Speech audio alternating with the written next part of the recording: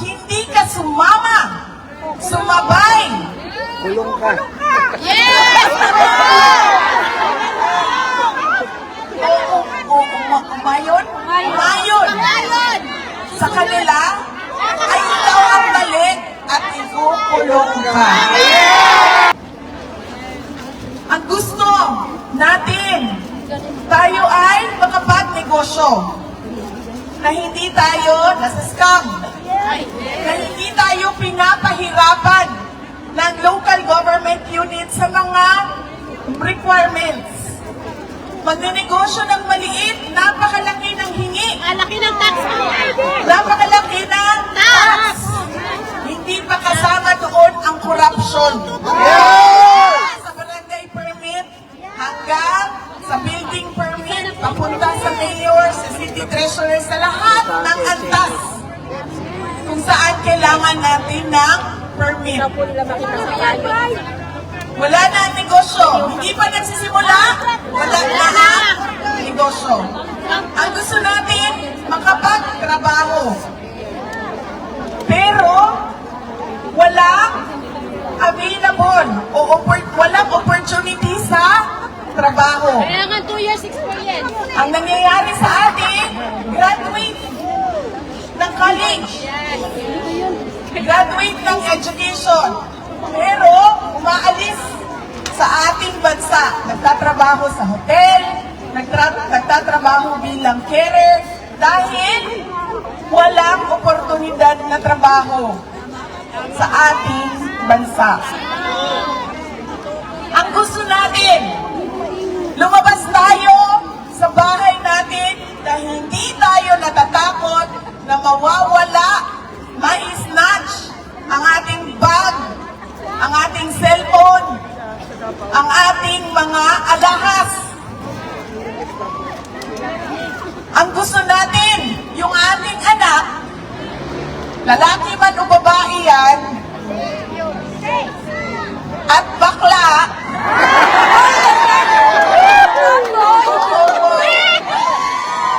lalaki man o babae o LGBT man yung anak natin, hindi tayo natatakot. Na maring, masaksak, ma-hold up, mamatay, patayin, o hindi na makauwi ng buhay sa ating mga bahay. Napakasimple. Ako, gusto ko na ang anak ko lalabas, pupunta ng paaralan, na sigurado ako na walang mangyayari sa kanya. Na ako lalabas, pupunta sa trabaho, na maayos ang mga terms of employment ko. Maayos ang sweldo, ang sahod ko. Kasi kung makikita ninyo, kung ikumpara ninyo sa Pilipinas, sinasabi natin mahal. Mahal ang cost of living. Mahal ang gasolina, mahal ang pagkain, mahal ang renta, totoo yan. Pero kung makikita din ninyo, sa ibang mga lugar, sa labas ng urban centers, mura lang ang cost of living. Kung ikumpara natin sa averaging. Pero, bakit hindi tayo namumurahan? Dahil sobrang baba ng sweldo. Kaya nauubos pa rin yung pera natin. May trabaho man tayo, ubos siya sa pagkain. Ubos siya sa pagbayad ng renta. Hindi na nga tayo makabili ng sarili nating bahay. Sa mga lugar ninyo, at sigurado ako, karamihan sa inyo, galing sa mga maliliit na munisipalidad sa mga probinsya.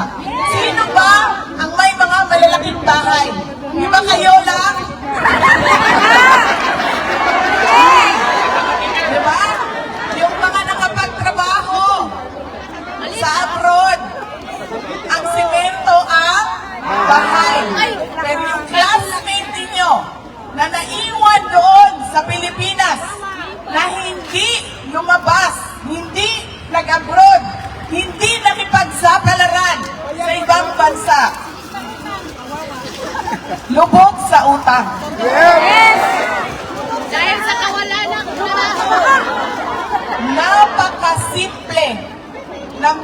natin na makita sa ating bayan. Pero bakit kailangan umalis sa sariling bayan para lang maabot natin ang mga pangarap natin sa sarili natin at mga pangarap natin para sa pamilya natin?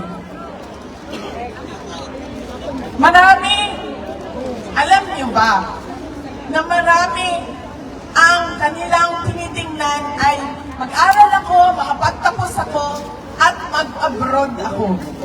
Parang naging normal na lang para sa mga Pilipino ang pangarap na abroad.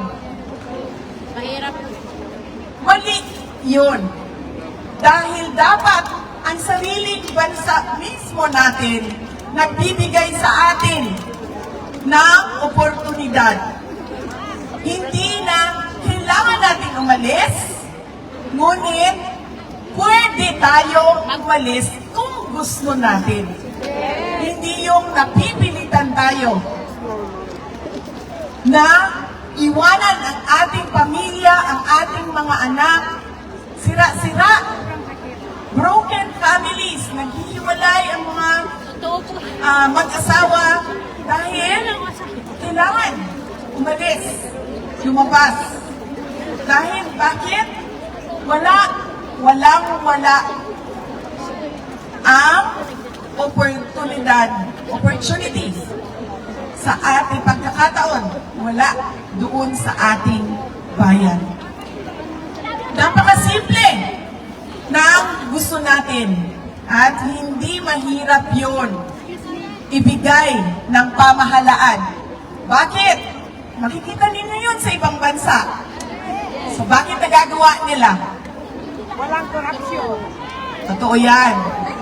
Dahil napakaraming buaya sa Pilipinas. Ale, maleta!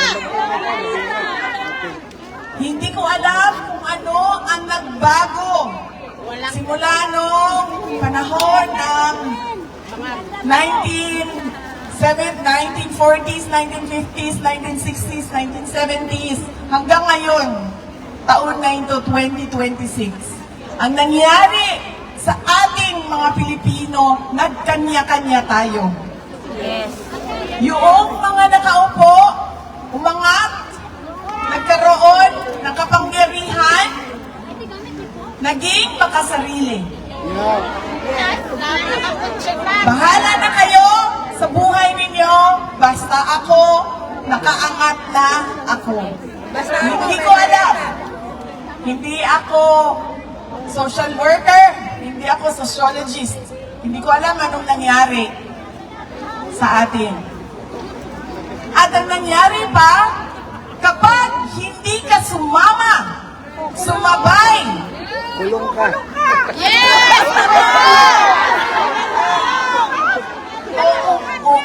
umayon, Pangayon! sa kanila, ay ikaw ang balik at ikukulong ka. Bulag-bulagan. Ganon ang nangyayari sa ating bayan ngayon. Napakasimple ng gusto natin. Alam naman natin pwede. Dahil nakikita natin sa ibang bansa. Pero, hindi natin nakikita dahil naging makasarili ang mga may kapangyarihan at yung kanilang pagiging makasarili ang naging tama. At lahat tayo naging mali. Kulong kayong lahat. Kulong na niya lahat. Kailangan siya sa kulong. Ganon ang estado ng ating bayan. God bless you too.